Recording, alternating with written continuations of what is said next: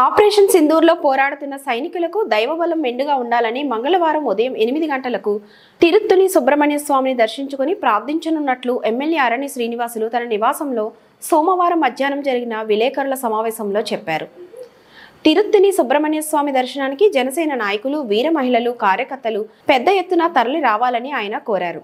తిరుపతి నుంచి మంగళవారం ఉదయం 6 గంటలకు బస్టాండ్ సమీపంలోని గాంధీ విగ్రహం సర్కిల్ నుంచి వాహనాల్లో తిరుత్తణికి బయలుదేరుతున్నట్లు ఆయన చెప్పారు. తిరుత్తణి సమీప నియోజకవర్గాల నుంచి జనసేన నాయకులు పెద్ద ఎత్తున పూజల్లో పాల్గొననున్నట్లు ఆయన తెలిపారు.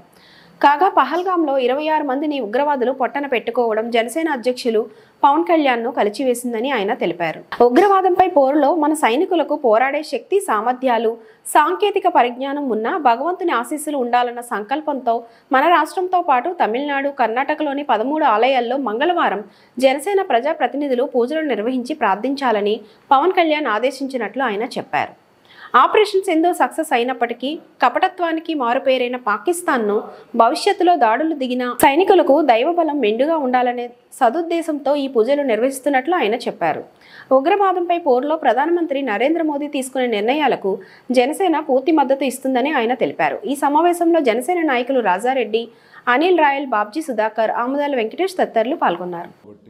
అందరూ కూడా ఎక్కడికక్కడ ఇబ్బందులు లేకుండా మీరు గంగమ్మ తల్లి ఆశీర్వాదాలు పొందాలని కోరుకుంటూ ఈ యొక్క సంకేతాలు మీకు ఇవ్వడం జరుగుతూ ఉంది. అంతేకాకుండా రెండోది ఆపరేషన్ సింధూర్ మన దేశంలో మన ప్రపంచంలో భారతదేశం పాకిస్తాన్కు యుద్ధం మొదలైంది. దాదాపు 28 మంది పర్యాటకుల్ని పహల్గాం ఒక మీటింగ్లో ఉగ్రవాదులు పొట్టన పెట్టుకోవడం జరిగింది.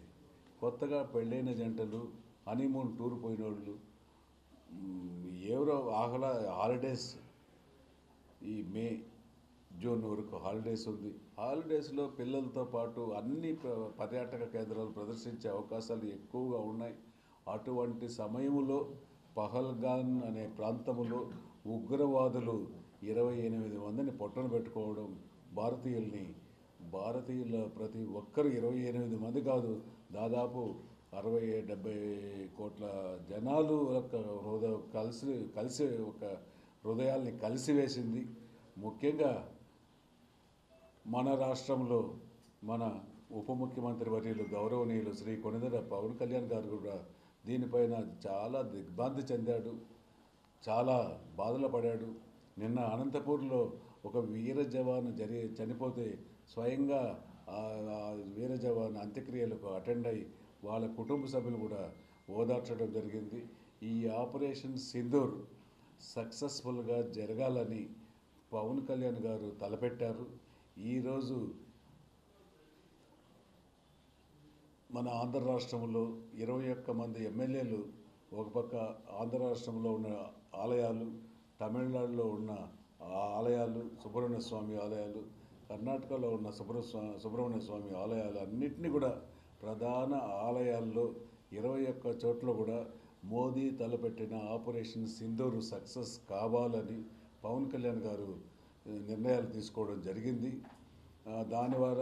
దాని అందరి కోసం రేపు మన తిరుపతి నుంచి కూడా మనకు దగ్గరలో ఉన్న సుబ్రహ్మణ్య స్వామి టెంపుల్ తిరుత్తణిలో రేపు పూజలు మొదలుపెట్టడం కూడా పూజలు చేసి ఆపరేషన్ సింధూర్ సక్సెస్ కావాలని, ప్రధానికి ఆయురారోగ్యాలు ప్రసాదించాలని, ఆయన ఆలోచన విధానానికి మెరుగులు భగవంతుడు అన్ని శక్తులు ఇవ్వాలని, సుబ్రహ్మణ్య స్వామి శక్తులు ఇవ్వాలని మన ఉప ముఖ్యమంత్రి వర్యులు జనసేన అధ్యక్షులు శ్రీ కొణిదెల పవన్ కళ్యాణ్ గారు తలపెట్టారు.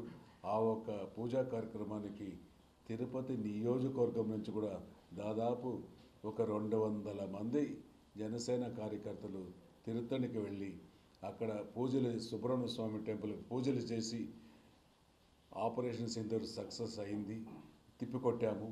ఇంకా భవిష్యత్తులో ఏదైనా జరగకుండా ఉండాలని దానికి తగ్గట్లుగా ప్రధాని మోదీజీ గారికి మరొక్కసారి భగవంతుడి సంకల్పం అధికంగా ఉండాలని ఒక కోరికతో మా జనసేన ఎమ్మెల్యేలు, నాయకులు, కేడరు అందరూ కూడా ఎక్కడికక్కడ 3 రాష్ట్రాల్లో కూడా రేపు పూజా కార్యక్రమం జరిగి ఆంధ్ర రాష్ట్రాన్ని సుభిక్షంగా భారతదేశాన్ని సుభిక్షంగా ఉండాలనేసి తలపెట్టిన కార్యక్రమాన్ని సక్సెస్ చేయాలనేసి ఎటువంటి ఆటంకాలు భవిష్యత్తులో జరగకూడదని ఇప్పుడు ఏదో పుల్ స్టాప్ అనేసి అంటున్నారు.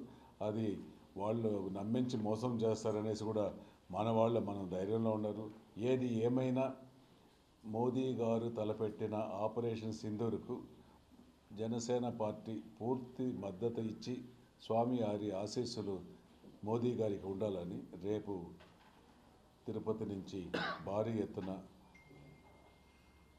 తిరుపతి